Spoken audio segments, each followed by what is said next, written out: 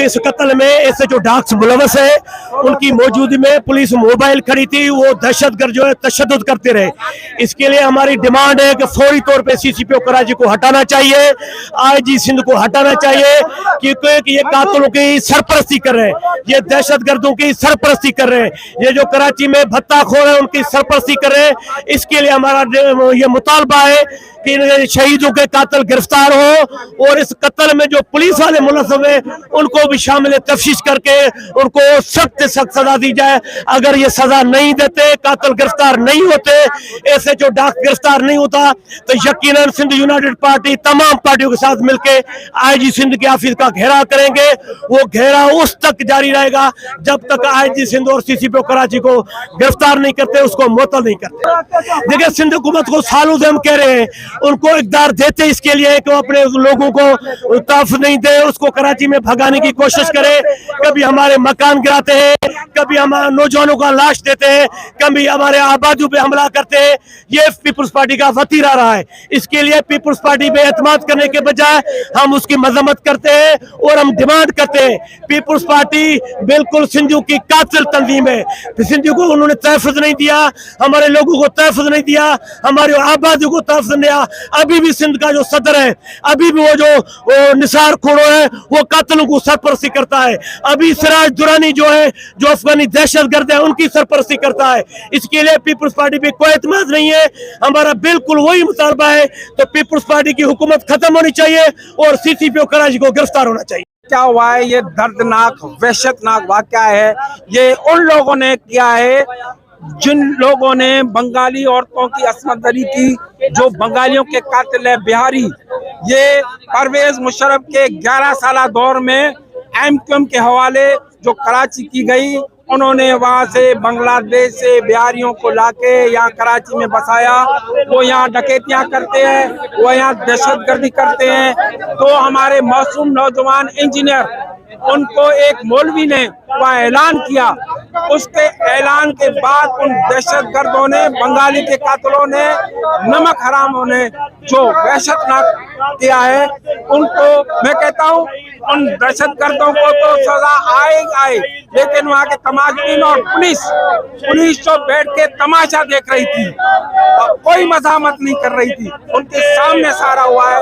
उन पुलिस वालों को और वहाँ के SHO को ऊपर वही ATC के केस करके अदालत में लाया जा रहे। उन दहशतगर्दों को, खासकर मौलवी को, सरेआम फांसी दी जाए। कि सिंध के अंदर या कहीं भी कोई भी दहशतगर्दी का वाकया हो जिसमें लोगों को बेदर्दी से कत्ल किया जाता है, तो उसकी पहली रिस्पांसिबिलिटी सिक्योरिटी इदारों पे जाती है। तो मैं समझता हूं कि जो वो लोग जिन्होंने कत्ल किया है, जो बैरून मुमालिक से आकर यहाँ पे पनाह लिए हुए, हम पहले ही कह रहे हैं, खुद इन मुल्की इदारों की रिपोर्टें हैं कि वो दहशतगर्दी के वाकयात में मुलविस हैं, मगर फिर भी उनके खिलाफ कोई कार्रवाई की नहीं जाए।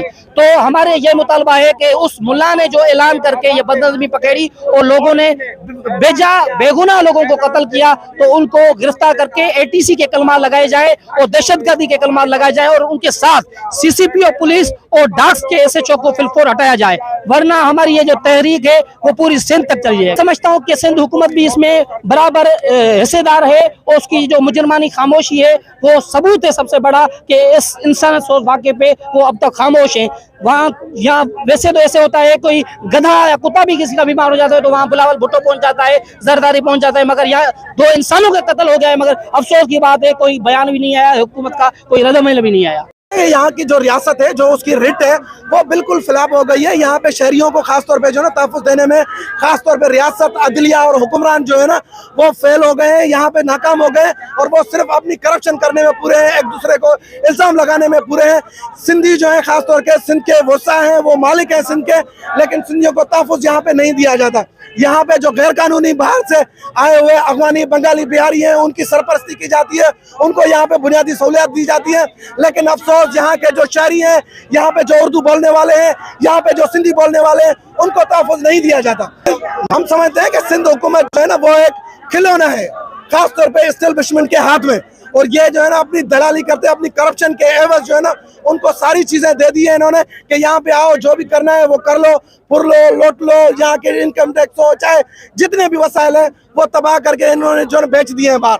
हम समझते हैं कि सिंध हुकूमत, वफाकी हुकूमत, अदलिया, सिक्योरिटी इदारे और इनके समेत जितने भी लोग हैं वो बजाय शहरियों की जहाँ पे अपने मुल्क के बाशिंदों की जो है हिफाजत करने के बजाय जो गैर मुल्की हैं उनकी हिफाजत करते हैं। हमारा यह मुतालबा है कि फौरी तौर पे जो मच्छर कॉलोनी का वाकया है उसके जो जिम्मेदार हैं उनके ऊपर सिर्फ FIR नहीं ATC के केस दाखिल किए जाए और CCPO कराची, IG सिंध, उस समय जो है ना घरू वजीर, इन सबको हटाया जाए फौरी तौर। हुकूमत बेबस नहीं है, पुलिस और हुकूमत दोनों जो है ना बेहस हो चुके हैं। उन्होंने, मुझे तो ये मच्छर कॉलोनी के वाक़े से फिर सियालकोट का वाक़ा भी याद आ गया। मेरी नज़र में ये कौम परस्ती से ज़्यादा इंसानियत सोज वाक़या है। एक आम हुजूम जो है लोगों का, ये आम इंसानों को मार देता है। हमें इस जालिमाना समाज से निजात चाहिए, हमें इस जालिम हुक्मरानों से आज़ादी चाहिए। हमारी जो जिद्दोजहद है वो समझे कि एक जालिमाना निज़ाम से आज़ादी की जिद्दोजहद है। हम सिर्फ ये मुताबिक